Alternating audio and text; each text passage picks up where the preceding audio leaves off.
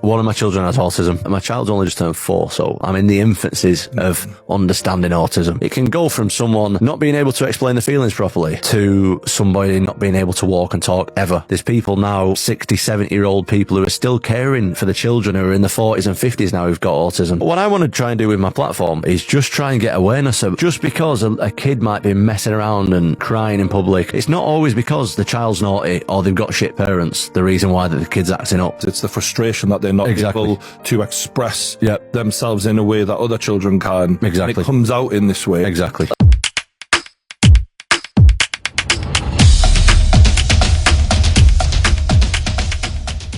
Hey special family, welcome back to another video. If you're new here, hi, I'm Autism Mom, and on this channel we talk about autism and everything in between. Today we're doing another fair use reaction video. Let's take a look at the video. Today's topic is about Tom Aspinall. He's a UFC heavyweight champion, and he talks about his son being autistic and what he's learned so far in the world of autism.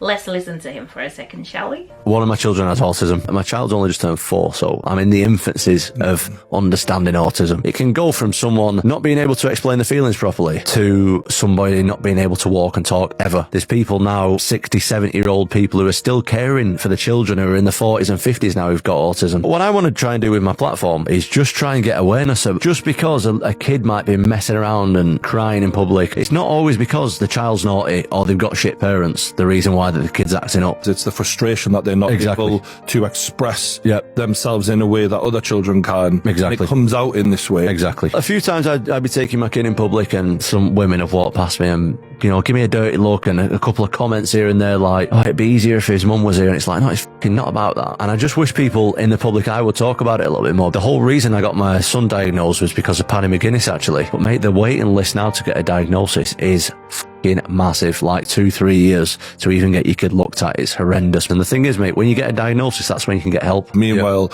we're sending trillions to other countries who are in war, and yet we've got waiting lists like this for our own children. It's nowhere near good enough, really, for what they deserve. It's just great that more people are posting about this and more people are talking about it, and the heavyweight champion of the world is a big deal. Thank you, mate. I just want to get as much help and the word out there as possible on autism.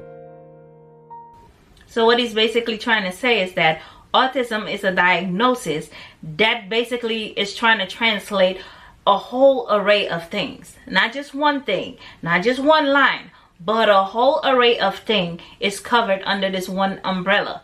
And without a diagnosis, you can't get any type of help. And now when the statistics are going up, the rate is going up, it's even harder to get a diagnosis. So he's going through all of this with his son. I love what he's doing with his platform. He's bringing awareness to autism and he's putting himself out there. When you see parents with kids in the store and they're acting up, don't think it's because they're spoiled. There might be something more going on there. And whether it's a dad or a mom, they both have the same right to be able to go with their kids wherever they want to go without people giving them dirty looks. If the mom can do it and handle the child with autism, so can the dad. It's a joint effort. So I'm glad that he's putting awareness out there and telling people how the waiting list is mad long, how it takes forever to get a diagnosis, and then once you have the diagnosis, to get the therapy is another list, and there's a list on top of a list on top of a list. He also said, I didn't want there to be something wrong with my son, but when you start to learn about autism, you learn that there's not something wrong with them. It's just a different way that their brain works. I like that, Tom. Tom says a couple of things that he noticed would say his name, he would not look at you or make eye contact. If you told him off, he kind of wouldn't respond. He always told himself that he'll catch up. He's just not as socialized as usual because of the lockdown. Then I watched a program with Paddy McGuinness. The BBC documentary Paddy and Christine McGuinness, Our Family and Autism, tells the story of television personality McGuinness' 3 autistic children. That's when it clicked to him that, hey, my son might have this thing. So McGuinness, who also has 3 children like Aspinall, including twins, admitted he was also reluctant to confront signs that his eldest child could be autistic, and his advice to Aspinall was clear: push for a diagnosis. You see, once you push for a diagnosis, boy. So Aspinall's son, who had demonstrated some of those traits, was assessed after his 3rd birthday. A year on, Aspinall speaks thoughtfully about his unique interaction with the world. 1 of 5 people are neurodivergent. 1 of 5 people are neurodivergent. 1 of 5. Let that sink in. A term which celebrates those who are autistic, dyslexic, dysphasic, have ADHD, and another way of thinking. I just want to say thank you for bringing awareness and putting a voice out there on behalf of all the autism parents out here.